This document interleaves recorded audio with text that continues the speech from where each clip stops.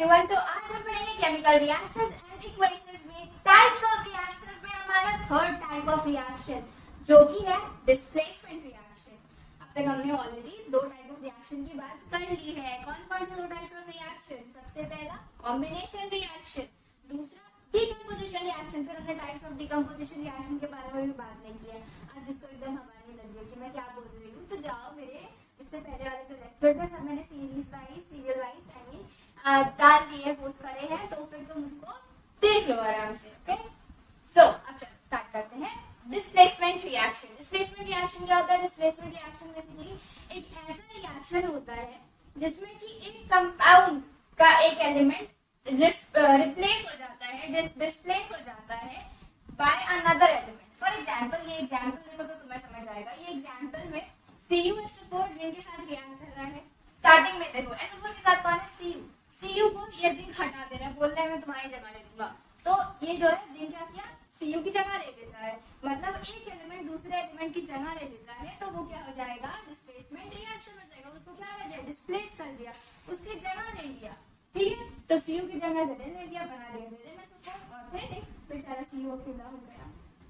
हाँ, तो ये होता है डिस्प्लेसमेंट रिएक्शन। अब इसकी डेफिनेशन देखो जो तुम्हें करनी पड़ेगी। वैसे रटने वाली कोई चीज नहीं है। अगर तुम्हें ये चीज समझ आएगी डिस्प्लेसमेंट रिएक्शन क्या होता है, तो तुम डिस्प्लेसमेंट रिएक्शन की अपने से डेफिनेशन भी बना लोगे। तो दिस डेफिनेशन क्या है? Reaction in which one element displaces another element in a compound is known as displacement reaction. या डिस्प्लेसेस को तुम अगर यूज नहीं करना चाह रहे हो वर्ड, क्योंकि डिस्प्लेसेस ऑब्वियसली फिर टीचर पूछेंगे कि डिस्प्लेसेस भी मुझे समझ नहीं आता, तो तुम बताओ डिस्प्लेसेस क्या होता है, तुम उसकी जगह यूज कर लो टेक्स प्लेस ऑफ। यानी कि अगर एक एलिमेंट तुम्हारा दूसरे एलिमेंट की जगह ले लेता है, takes place of another element, तो फिर वो तुम्हारा कौन सा रिएक्शन हो जाएगा? डिस्प्लेसमेंट रिएक्शन हो जाएगा। कौन सा रिएक्शन हो जाएगा? डिस्प्लेसमेंट रिएक्शन हो जाएगा। इसको लिखो, तुम लोग ना कॉपी पर अपने साथ रखा करो। घर में पढ़ाती हूँ तो तुम लोग ऐसे भी अपने से भी जो चीजें होती है वो उसको भी लिख दिया करो, जो तुम्हें लगेगी तुम्हें बाद में जरूरत पड़ेगी। और खैर मैं इसीलिए ऐसे पॉज करके वीडियो बनाती हूँ ताकि तुम लोग उसका स्क्रीनशॉट भी ले लो, तो तुम्हारे नोट्स हो जाएंगे। तो तुम साथ लिए चलो अभी वापस से ये वाला एग्जाम्पल जो हमने पढ़ा था उसको देखते हैं। मैंने क्या बोला कि कॉपर सल्फेट अगर जिंक के साथ रिएक्ट करेगा तो जिंक क्या करेगा? इसे डिस्प्लेस कर देगा, कॉपर को डिस्प्लेस कर देगा और बना देगा ZnSO4 और Cu। ZnSO4 और Cu। अच्छा, तो मतलब बेसिकली डिस्प्लेसमेंट रिएक्शन में क्या होता है कि एक एलिमेंट दूसरे एलिमेंट को रिप्लेस कर देता है, एक मेटल दूसरे मेटल को रिप्लेस कर देता है। तो फिर अगर मान लो मैं ये रिएक्शन कराऊं जिंक सल्फेट और कॉपर का, तो फिर कॉपर को भी जिंक को रिप्लेस करना चाहिए, क्योंकि हम रिप्लेस ही तो कर रहे हैं। तो फिर क्या बन जाएगा वापस से CuSO4 प्लस Zn, है ना? ऐसा नहीं होता, ऐसा नहीं होता है, ऐसा नहीं होता है। ओके, ये चीज नोट कर, ऐसा नहीं होता है। ये रिएक्शन नहीं टेक प्लेस करेगी, कुछ नहीं होगा। ये रिएक्शन ही नहीं बनाएगी, ये नहीं होगा, ये रिएक्शन नहीं होगी। नो रिएक्शन, नो रिएक्शन, कोई रिएक्शन नहीं होगा यहाँ पे, कोई रिएक्शन नहीं होगा यहाँ पे, रिएक्शन नहीं होगी। ये वैसे क्या वैसे ZnSO4 ही रहेगा, ये Cu ही रहेगा। क्यों? क्योंकि तुम्हारा जब भी डिस्प्लेसमेंट रिएक्शन होता है इसमें हमेशा कोई मोर रिएक्टिव मेटल एक लेस रिएक्टिव मेटल को डिस्प्लेस करता है। कोई more reactive metal, Zn is more reactive than copper, zinc is more reactive than copper, that is why zinc can replace copper। Zinc जो है मोर रिएक्टिव होता है copper से, ठीक है? जिंक ज्यादा रिएक्टिव होता है कॉपर से, इसलिए जिंक कॉपर को रिप्लेस कर सकता है। लेकिन इस केस में कॉपर जो है लेस रिएक्टिव होता है, इसलिए ये रिप्लेस नहीं कर पाएगा, इसलिए रिप्लेस नहीं कर पाएगा। समझ आ रही है बात? कि जिंक जो है ज्यादा रिएक्टिव होता है तो वो देखेगा कि मैं तो ज्यादा रिएक्टिव हूँ, तुम कमजोर हो। सल्फेट भी चाहेगा कि मैं चाहेगी मतलब कि मैं ज्यादा स्ट्रॉन्ग के साथ रहूं। नहीं, मतलब बैक को बढ़ाई, ठीक है, बढ़ाई बढ़ी है। हाँ, तो बेसिकली जिंक जो है, जिंक क्या करेगा? देखेगा कि मैं ज्यादा रिएक्टिव हूँ, मुझे आना चाहिए सल्फेट के साथ, तो इसे धक्का मार के शूम करके हटा देगा। लेकिन कॉपर बेचारा उसके पास खाता पीता नहीं है, वीक सा है, तो वो जिंक को ऑब्वियसली नहीं बता पाएगा कि शूम करके, तो इसलिए फिर कोई रिएक्शन नहीं हो पाएगी। ठीक है, ठीक है। इसको छापो, जल्दी से छापो, जल्दी से छापो। मैं इसको पॉज नहीं करूंगी, अभी जल्दी से इसको छापो। 3 तुम लोग पॉज करो, 3 2 1 छाप दिया। चलो, अब क्वेश्चन ये आता है कि यार मुझे कैसे पता चलेगा कि कौन ज्यादा रिएक्टिव है कौन कम रिएक्टिव है? मान लो क्वेश्चन आ गया कि बताओ एक रिएक्शन में दे रही हूँ, उसमें बताओ कि ये डिस्प्लेसमेंट रिएक्शन इसमें होगी कि नहीं होगी, तो मुझे पता करना पड़ेगा कि यार और ये रिएक्टिव मतलब उससे ज्यादा है कि नहीं। जैसे इस केस में तो मान लो आ गया CuSO4 प्लस Zn वाला केस आ गया, तो ये तो तुम्हें रट गया, ये तो तुमने एक रिएक्शन रट गया। मान लो कि ठीक है, मुझे पता है कि इस रिएक्शन में ZnSO4 बनेगा, जिन ज्यादा रिएक्टिव होता है कॉपर से। अब मान लो तुम्हें कुछ और आ गया, तुम्हें मान लो आ गया K2SO4 प्लस Zn। अब तुमसे पूछे तो तुम क्या इसको ऐसे करोगे ZnSO4 बनेगा? ZnSO4 नहीं बनता है, ZnSO4 नहीं बनता है, ZnSO4 नहीं बनता है, इसमें कोई रिएक्शन नहीं होती है क्योंकि ये ज्यादा रिएक्टिव होता है, Zn कम रिएक्टिव होता है, पोटेशियम ज्यादा रिएक्टिव होता है, तो इसलिए ये रिएक्शन नहीं होगी। अब तुम्हें कैसे पता, तुम्हें कैसे पता, तुम कैसे जानोगे कि ये रिएक्शन होगी कि नहीं? उसके लिए होती है reactivity series, reactivity series, reactivity series. इसमें क्या होता है, ये रिएक्टिविटी सीरीज जो होती है, जो तुम्हारे बुक्स में दी गई है, इसमें ये होता है कि इसमें मैं एलिमेंट्स का नाम लिखूंगी और मतलब डिक्रीजिंग ऑर्डर में लिखूंगी। पहले तो तुम ट्रिक देखो। Please stop calling me a zebra. Instead, try learning how copper and mercury save gold and platinum. बाद में ही आएगा gold and platinum। तो जगह नहीं थी तो मैंने अभी नहीं लिखा, इसको छापो। तो प्लीज तुम्हारा पी से स्टार्ट होता है तो पोटेशियम, स्टॉप का सोडियम, कैल्शियम C, कॉलिंग का C कैल्शियम, मैग्नीशियम का M यानी कि मी का M यानी कि मैग्नीशियम, A एल्यूमिनियम, जीब्रा का Z जिंक, फिर इंस्टेड I का आयरन, ट्राई का टिन, लर्निंग N का लेड, हाउ मतलब हाइड्रोजन, कॉपर एंड मर्क्यूरी वैसे ही रहेगा, how copper and mercury save S यानी कि सिल्वर। तो ये ट्रिक है बेसिकली, तुम्हें खाली ये याद करना है। Please stop calling me a zebra, instead try learning how copper and mercury save gold and platinum. Please stop calling me a zebra. Instead, try learning how copper and mercury save gold and platinum. इसको जल्दी से छापो। ये भी again decreasing वाले में, okay? ये again क्या है? यार इसको ना मैं इतना हॉटस्पॉट करके इतना गंदा लिख दिया है, इतना ज्यादा गंदा लिख दिया है, ओके? सेव के बाद क्या आएगा? Gold and aluminium. Okay, start करते हैं एक्सपेरिमेंट। अच्छा एक्सपेरिमेंट है, देखो तुम्हारे ये जो वाला ये वाला पार्ट है ना, ये एनसीईआरटी में लिखा है, लेकिन अगर मैं ये समझाने जाऊंगी तो तुम लोग को थोड़ा सा शायद डिफिकल्टी लगे, तो पहले मैं थोड़ा आसान वाला एक्सपेरिमेंट समझा दे रही हूँ। देखो यहाँ पे हम बेसिकली क्या कर रहे हैं, हम कॉपर सल्फेट को Fe के साथ, आयरन के साथ, Fe किसका सिंबल है? आयरन का सिंबल है, एग्जैक्टली। कॉपर को, कॉपर सल्फेट को हम आयरन के साथ रिएक्ट करा रहे हैं, तो वो क्या बनेगा? फेरिक सल्फेट बन रहा है या फेरस सल्फेट बन रहा है? यहाँ पे तुम लोग आइडेंटिफाई करो। जिसने मेरा लेक्चर देखा होगा उसको पता होगा, जिसने मेरा लेक्चर देखा होगा उसको पता होगा फेरस सल्फेट बन रहा है या फेरिक सल्फेट बन रहा है? यहाँ पे फेरस सल्फेट बन रहा है क्योंकि यहाँ पे Fe2+ है, यहाँ Fe2+ है, ओके? ये Fe2+ है ताकि 3+ है, तो ये क्या है? फेरस सल्फेट है। क्या है ये? फेरस सल्फेट है, ना कि फेरिक सल्फेट है। अगर फेरिक सल्फेट रहता तो यहाँ पे Fe3+ होता, ठीक है? अगर फेरिक सल्फेट रहता तो यहाँ Fe3+ होता, और क्या बन रहा है? कॉपर बन रहा है। तो यही रिएक्शन हम कराएंगे, एक्सपेरिमेंट कराएंगे बेसिकली। तो क्या हो रहा है, हमने किया टेस्ट ट्यूब, टेस्ट ट्यूब में हमने डाला कॉपर सल्फेट का सॉल्यूशन, जो कि कैसा होता है? ब्लू कलर का। कॉपर सल्फेट सॉल्यूशन कैसा होता है? ब्लू कलर का होता है।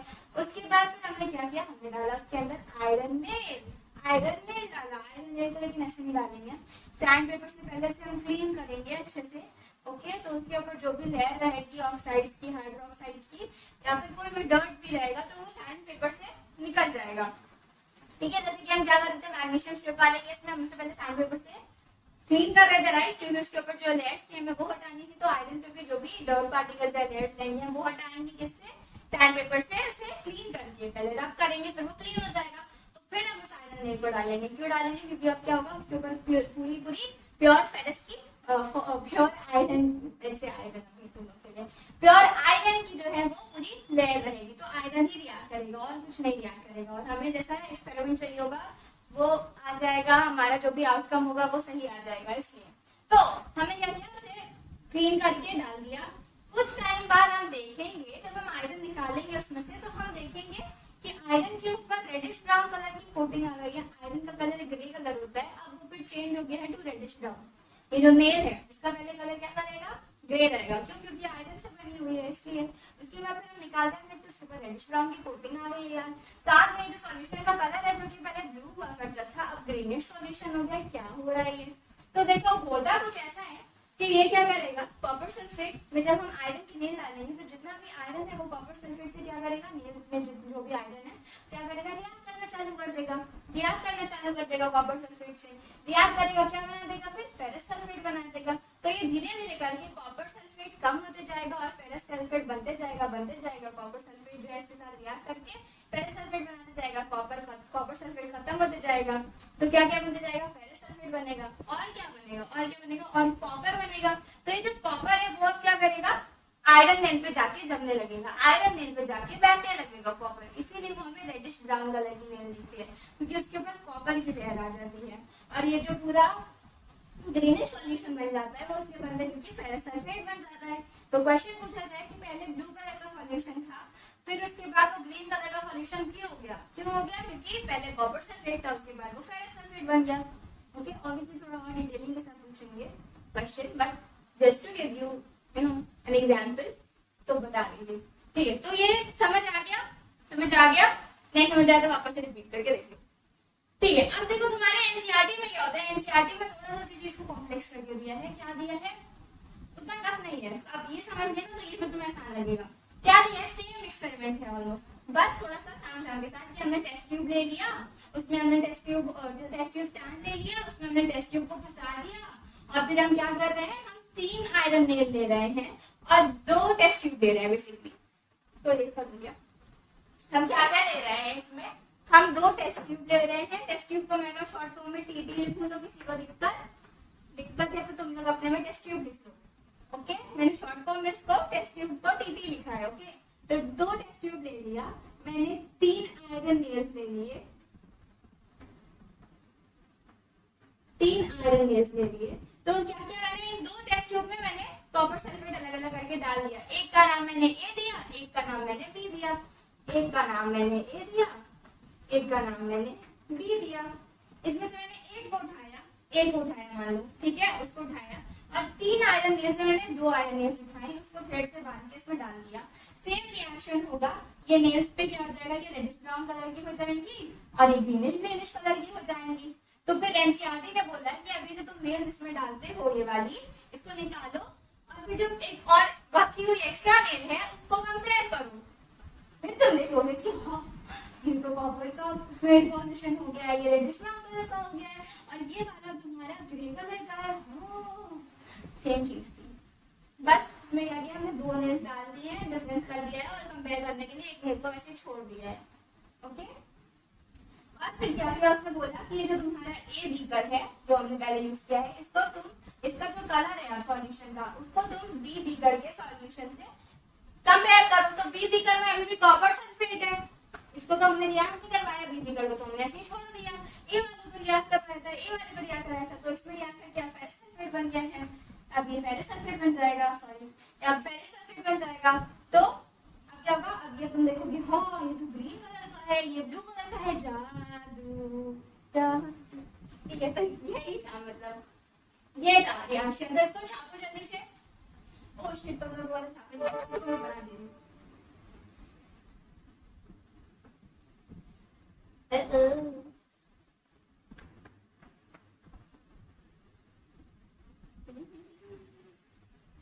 आयरन नेल सिल्वर स्पोर्ट, ठीक है। ये कुछ रिएक्शंस हैं, मतलब डिस्प्लेसमेंट रिएक्शन के एग्जांपल है बेसिकली। तो इसे छापो अच्छे से और रिएक्शंस मैं लिखूंगी मेरे पास बोर्ड में इन्हीं जगह की 4-5 और है रिएक्शंस। और देखो मैंने स्टार्टिंग में रेड कॉपर का लिख दिया है, रेडिश ब्राउन कलर। हर बार नहीं लिखूंगी बिकॉज देखो जगह नहीं है, ठीक है। तो तुम लोग अपने से समझ लो, अपने से लिख लेना। यहाँ पे लिख लेंगे आप लोग रेडिश ब्राउन कलर, यहाँ पे कॉपर का। तो यहाँ पे भी मैंने कॉपर का छोड़ दिया, यहाँ पे भी छोड़ दिया ना। तो ये तो देखो ये सारे मैंने अभी मेटल्स के एग्जाम्पल दिए, बाद में नॉन मेटल्स के भी दूंगी। मतलब बेसिकली क्या रहा है, एलिमेंट ना एलिमेंट को रिप्लेस कर रहा है। तो ये सारे एग्जाम्पल्स अभी क्या है कि मेटल मेटल को रिप्लेस कर रहा है। अभी मैं दूंगी एग्जाम्पल्स की नॉन मेटल को कैसे रिप्लेस करेंगे, वो भी आएगा अभी, वो भी डिस्प्लेसमेंट रिएक्शन का वो भी पार्ट है ऑब्वियसली। तो वो आएगा, ये छापो पहले। इसमें कौन डिस्प्लेस कर रहा है किसको, इसमें मैग्नीशियम डिस्प्लेस कर रहा है कॉपर को। इसमें देखो पीबी इसका सिंबल होता है,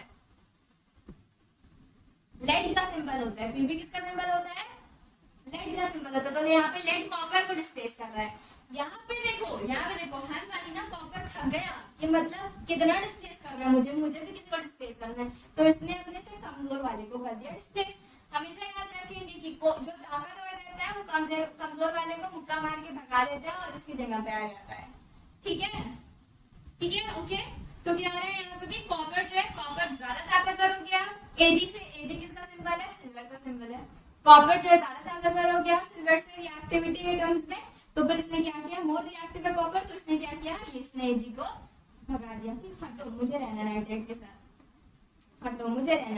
साथ, फिर यहाँ पे देखो हाइड्रोजन सोडियम, डेफिनेटली यार सोडियम बहुत ज्यादा रिएक्टिव होता है हाइड्रोजन से, हाइड्रोजन तो कितना नीचे आता है, सोडियम सेकंड पे ही था, सोडियम से पहले कौन था, पोटेशियम था। तुम लोग अभी रिएक्टिविटी वाली अगर नहीं समझ रहे पलट दो, देख लो पॉज करके कि हाँ सही बोल रही है, झूठ नहीं बोल रही है, ठीक है, विश्वास नहीं हो रहा है तो सोडियम जो है ज्यादा रिएक्टिव होता है हाइड्रोजन से, तो इसने क्या किया, यहाँ से हाइड्रोजन हटाया, बोला भाग यहाँ से। देखो हाइड्रोजन बेसिकली H2O कैसा होता है, H2O ऐसा होता है, H के साथ OH जुड़ा हुआ है, ये H प्लस होता है बेसिकली और ये OH माइनस होता है, ठीक है, ये H प्लस होता है OH माइनस होता है, ऐसे जुड़ा होता है, तो H के साथ OH होता है। तो ये जो हाइड्रोजन है इसको इसने भगा दिया और खुदा गया OH के साथ, इस हाइड्रोजन को Na ने भगा दिया, सोडियम ने भगा दिया और खुदा गया OH के साथ। कॉन्सेप्ट समझ आ रहा है, क्लियर हो रहा है। फिर ये हाइड्रोजन बबल के फॉर्म में इवॉल्व हो रहा है यहाँ से। अच्छा अब लोग सोचेंगे ऊपर वाला एरो क्यों, सच्ची बताओ सोच रहे भी नहीं, मतलब अगर सोच रहे होगे ना, मैं जो देखा होगा अगर मेरी वीडियो, तो मतलब मैंने रो देना है फिर कि मतलब तो लोग भूल हो गया क्या सब। हाँ तो ये ऊपर वाली एरो इसलिए होती है क्योंकि कहीं से भी अगर कोई चीज इवॉल्व हो रही होती है तो उसको हम कैसे शो करते हैं, ऊपर की एरो की तरह। नीचे की एरो क्या बताती है, प्रेसिपिटेट है, ये बताती है, ठीक है। जिन्हें नहीं समझ आया प्लीज जाके मेरी वीडियो देख लो, मतलब ये अगर नहीं समझ आ रहा है तो प्लीज देखो प्लीज। यहाँ देखो ये वाला जो एग्जांपल है कॉपर क्लोराइड प्लस लेड वाला, ठीक है, ये कॉपर मैंने अभी बोला है। अब मैं तुम लोग से पूछूंगी कि ये क्यूप्रस क्लोराइड है या क्यूप्रिक क्लोराइड है। सवाल क्या है कि ये तो मैंने कॉपर क्लोराइड बोला, एक्चुअल में ये क्यूप्रस क्लोराइड है या क्यूप्रिक क्लोराइड है। यहाँ पे +2 मैंने दिया है। कॉपर के दो सिंबल्स होते हैं, कौन सॉरी सिंबल्स दो वैलेंसीज होती है, एक 1 और 2। ऑक्सीडेशन नंबर उसका दो केस में आ सकता है, एक 1 में 2 में, +1 और +2। +1 छोटा वाला, +2 बड़ा वाला। छोटे वाले के लिए, छोटी वैलेंसी के लिए हम क्या यूज करते हैं, और बड़े के लिए क्या यूज करते हैं, एक। तो +2 बड़ा वाला है तो हम यहाँ क्या लिखेंगे, क्यूप्रस लिखेंगे, क्यूप्रिक लिखेंगे। क्यूपरिक क्लोराइड है, ये क्या है, क्यूपरिक क्लोराइड है। कल बताओ तुम लोग को अगर नहीं आ रहा है ना प्लीज जाके तुम लोग या तो भूल गए सब या फिर जाके मेरी वीडियो देखो, वीडियो नहीं देखोगे पुरानी वाली लेक्चर वाली। तो ये क्या है, क्यूपरिक क्लोराइड है, ये क्या है, क्यूपरिक क्लोराइड है। कॉपर के दो होते हैं, कॉपर के कौन से होते हैं, और थोड़ी सी बात करते हैं थोड़ी, +1 और +2। इसके लिए अस यूज होगा क्योंकि छोटा है, इसके लिए एक यूज होगा क्योंकि ये बड़ा है। फेरस और फेरिक फिर दो के साथ है। आयरन के लिए हम फेरस और फेरिक यूज करते हैं। इसमें दो केसेस होते हैं, कौन सी वैलेंसीज में आ सकते हैं, 2 और 3 में। 2 छोटा 3 बड़ा डेफिनेटली, तो इसमें अस यूज होगा, यहाँ पे फेरस लगाओगे और यहाँ पे क्या लगाओगे, फेरिक लगाओगे। समझ आ रहा है। यहाँ पे क्या है, क्यूपरिक है, ये क्या है, +2 के फॉर्म में है, +2 के फॉर्म में है, दो वैलेंसी वाली है यहाँ पे, तो ये क्या है, क्यूपरिक है। अच्छा और भी कॉपर जो मैं बता सकता हूँ, यहाँ देखो यहाँ पे भी क्या है, +2 के फॉर्म में है। अगर +1 की फॉर्म में होता तो यहाँ 2 नहीं लगता है, सिर्फ CONO3 बना देता, लेकिन ये होल्ड वाइज भी क्या है, यानी कि इसमें इसकी 2 वैलेंसी है, वैलेंसी क्या है इसकी 2 है, तो फिर ये क्या हो जाएगा, क्यूपरिक नाइट्रेट हो जाएगा। क्या हो जाएगा, क्यूपरिक नाइट्रेट हो जाएगा। समझ आया क्या, इसको छाप लिया ऑलरेडी आप लोगों ने, तो मैं इसको अपने से पॉज कर रही हूँ और उसके बाद फिर लिख रही हूँ। पहले वाले को वर्ड से देखो, पहले वाले को एकदम ध्यान से देखो, क्या हो रहा है यहाँ पे, क्लोरीन है और पोटेशियम आयोडाइड है, और पोटेशियम आयोडाइड में जो इसका आयोडीन है वो रिप्लेस हो जा रहा है क्लोरीन से, क्यों, क्योंकि क्लोरीन ज्यादा रिएक्टिव होती है आयोडीन से, क्लोरीन ज्यादा रिएक्टिव होती है, इसलिए वो क्या बना दे रहा है, KCl बना दे रहा है, तो यहाँ पे मेटल नहीं डिस्प्लेस कर रहे हैं एक दूसरे को, यहाँ पे नॉन मेटल डिस्प्लेस कर रहे हैं। आयोडीन डिस्प्लेस हो जा रही है क्लोरीन से आयोडीन डिस्प्लेस हो जा रही है क्लोरीन से। सेकंड रिएक्शन देखो, अगेन मेटल का डिस्प्लेसमेंट आने लगे कि कॉपर ऑक्साइड मैग्नीशियम के साथ, मैग्नीशियम ज्यादा ऑब्वियसली क्या है, ज्यादा रिएक्टिव है, तो इसलिए वो क्या बना देगा, मैग्नीशियम ऑक्साइड बना देगा। यहाँ पे देखो यार, ये रिएक्शन बहुत इंपॉर्टेंट है, बहुत इंपॉर्टेंट है। मैं इससे तुमसे मतलब 4-5 सवाल पूछ सकती हूँ, 4-5 सवाल आराम से मैं तुमसे पूछ सकती हूँ। पहला सवाल क्या, पहले तो देख लो कि रिएक्शन हो गया है। यहाँ पे तुम्हारा आयरन का ऑक्साइड है, एल्यूमिनियम के साथ रिएक्ट कर रहा है, एल्यूमिनियम का ऑक्साइड दे रहा है और आयरन दे रहा है। साथ में क्या दे रहा है, साथ में क्या दे रहा है, वो डेल्टा की साइन है, छोटा सा ट्रायंगल डेल्टा की साइन होती है, क्या रिप्रेजेंट करता है, हीट। साथ में क्या दे रहा है, हीट दे रहा है, ढेर सारी हीट देता है। तो पहला सवाल तो ये, मतलब पहले ये चीज देख लो कि यहाँ पे कौन रिप्लेस हो रहा है। तो पहला सवाल ऑब्वियसली याद है कि कौन किसको डिस्प्लेस कर रहा है, एल्यूमिनियम डिस्प्लेस कर रहा है आयरन को। Why, because aluminium is more reactive than iron, aluminium is more reactive than iron, इसीलिए एल्यूमिनियम इसको रिप्लेस कर दे रहा है। ओह मेरा कंधा इतना तेज लग रहा है, आउच, ठीक है शोल्डर पेन है आज।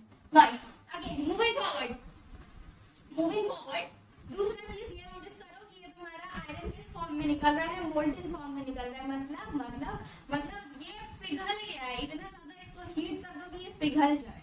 इसको इतना ज्यादा, आयरन को सोचो इतना ज्यादा हीट कर दो कि वो पिघल जाए, ठीक है। रेड हॉट आयरन तो हमने देखा है, उससे भी ज्यादा हीट दे दो कि वो पिघल ही जाए। आयरन मोल्टन फॉर्म में है, पिघले हुए फॉर्म में अपने, ठीक है। तो यहाँ पे जो हीट निकल रही है ये इतनी ज्यादा निकल रही है, इतना ज्यादा हाईली एक्सोथर्मिक रिएक्शन है ये, बहुत ज्यादा एक्सोथर्मिक रिएक्शन है। एक्सोथर्मिक रिएक्शन जहाँ पे हीट निकले उसे क्या कहते हैं, एक्सोथर्मिक रिएक्शन। तो ये इतना ज्यादा एक्सोथर्मिक है, इतना ज्यादा हीट निकल रही है यहाँ पे, ये वो इतनी ज्यादा हीट है कि आयरन को मोल्टन फॉर्म में कर दे रही है, आयरन को इतना गर्म कर दे रही है कि वो पिघल जा रहा है, इतनी ज्यादा हीट निकल रही है यहाँ से। तो दूसरा क्वेश्चन ऑब्वियसली ये बन सकता है कि आयरन तुम्हारा मोल्टन फॉर्म में क्यों होता है। तो आयरन मोल्टन फॉर्म में इसलिए होता है बिकॉज इतनी ज्यादा हीट निकल रही है यहाँ से, इसलिए ये हाईली एक्सोथर्मिक रिएक्शन है। हीट इतनी ज्यादा होती है कि आयरन पिघल जाता है, मोल्टन हो जाता है, मोल्टन फॉर्म में आ जाता है। तीसरा सवाल ये कि जो मैंने यहाँ पे आयरन ऑक्साइड लिया है ये +3 का है, मैं तुम्हें बता दे रही हूँ, ऐसा तो हम खुद से आइडेंटिफाई कर सकते हो। कैसे आइडेंटिफाई कर सकते हो, कान यहाँ लिख देती हूँ, नहीं ओके चलो कान को छोटी करके लिखती हूँ, क्या लिख देती हूँ, Fe और O, ठीक है। यहाँ पे देखो ऑक्सीजन का कितना होता है, ऑक्सीजन का कितना होता है, ऑक्सीजन का होता है तुम्हारा 2 वैलेंसी। यहाँ पे देखो अगर यहाँ पे तुम्हारी 2 वैलेंसी होती, 2 वैलेंसी होती है ना, एक 2 होती है एक 3 होती है। चलो पहले हम लोग 2 का कर लेते हैं। तो ये इससे क्रॉस करो, इससे क्रॉस करो, ये क्या बनता है Fe2O2, 2 बच जाता है, ये FeO रहता है, लेकिन ये Fe2O3 है, मतलब कि 2 वाली वैलेंसी नहीं है यहाँ पे 3 वाली वैलेंसी है, यहाँ पे 3 वाली वैलेंसी है। आप इसको क्रॉस करो, क्या आ रहा है, Fe2O3 आ रहा है क्या, Fe2O3 आ रहा है क्या, मतलब आयरन की वैलेंसी कौन सी है, 3 वाली है, +3 वाली है, +3 वाली है, मतलब +3 तो ऑक्सीडेशन नंबर होता है उसका, 3 वैलेंसी है।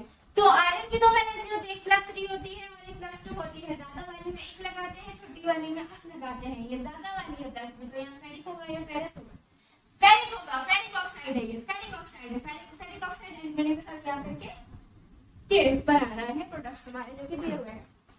नेक्स्ट चीज तुम्हारी आती है, नेक्स्ट चीज याद है यार, ये बहुत हैवी रिएक्शन है, मतलब सोचो इतनी देर में मैंने तुम्हें कितनी इंपॉर्टेंट चीजें बता दी हैं। नेक्स्ट चीज ये आती है कि ये थर्माइट रिएक्शन का एग्जांपल है। थर्माइट रिएक्शन क्या होता है, ये तुम आगे बढ़ोगे एक्सट्रैक्शन ऑफ मेटल्स में। थर्माइट रिएक्शन क्या होता है, थर्माइट रिएक्शन तुम्हारा वो रिएक्शन होता है जिसमें कि तुम्हारा एक मेटल का ऑक्साइड एल्यूमिनियम के साथ रिएक्ट करेगा ताकि वो अपने आप को अकेले बना सके। मेटल ऑक्साइड एल्यूमिनियम के साथ रिएक्ट करेगा ताकि वो अपना अलग से अपने आप को बना सके, अपने जो उसका फॉर्म रहता है, एक्चुअल फॉर्म रहता है, जो एलिमेंट्री फॉर्म रहता है उसका, उसमें आ जाए। ओके, तो ये कर रहा है आयरन का ऑक्साइड एल्यूमिनियम के साथ रिएक्ट कर रहा है ताकि वो आयरन बना दे। ऐसे मान लो कोई और मेटल रहता है, लेट्स से ए मेटल, तो ए मेटल का ऑक्साइड एल्यूमिनियम के साथ रिएक्ट करेगा ताकि वो ए मेटल बना दे। तो उस रिएक्शन को क्या कहते हैं, थर्माइट रिएक्शन कहते हैं, थर्माइट रिएक्शन कहते हैं। तो ये कौन सा रिएक्शन है, थर्माइट रिएक्शन है। कौन सा रिएक्शन है, थर्माइट रिएक्शन है। ये जो तुम्हारा रिएक्शन है यार, इसमें मैंने 3 स्टार लगाया है, ये एक्चुअली तुम्हारे काम आता है। तुम्हारी रेलवे ट्रैक्स होती हैं, अगर वो टूट जाती है बीच से, तो उन्हें कैसे बनाया, पूरा तो हटाएंगे नहीं, ठीक है, पूरा तो हटाएंगे नहीं कि यार ये टूट गई, ये यहाँ से राजस्थान से गुजरात की जो ट्रेन है, आई हैव नो आइडिया की जाती है कि नहीं, लेट्स से ओके मान लेते हैं कि जाती है, I have no idea by the way, so just giving an example कि मान लो कि कोई लंबी रूट की ट्रेन है, लाइक 600 किलोमीटर रूट है उसका, ऐसी लंबी सी ट्रेन है, वहां पे बीच में उसका ट्रेन का ट्रैक टूट गया, तो अब तुम पूरा 600 किलोमीटर का वापस थोड़ी ना करोगे। तो हम लोग क्या करते हैं, हम लेके जाते हैं अपना फेरस ऑक्साइड और उसमें हम डालते हैं एल्यूमिनियम डालते हैं। उसके बाद फिर वो क्या दे देगा, हमें मोल्टन फॉर्म में फेरस दे देगा। तो उस मोल्टन फॉर्म वाला जो फेरस होता है उसी को हम उस ट्रेन के ट्रैक पे डाल देते हैं, जो मोल्टन फॉर्म वाला होता है, पिघला हुआ आयरन जो मिलता है हमें, उसे फिर हम डाल देते हैं। जैसे क्या करेंगे, बकेट लेंगे मतलब कुछ भी जो कि हाईली एक्सोथर्मिक रिएक्शन को कंट्रोल कर सके, खुद ना फूटे, ठीक है।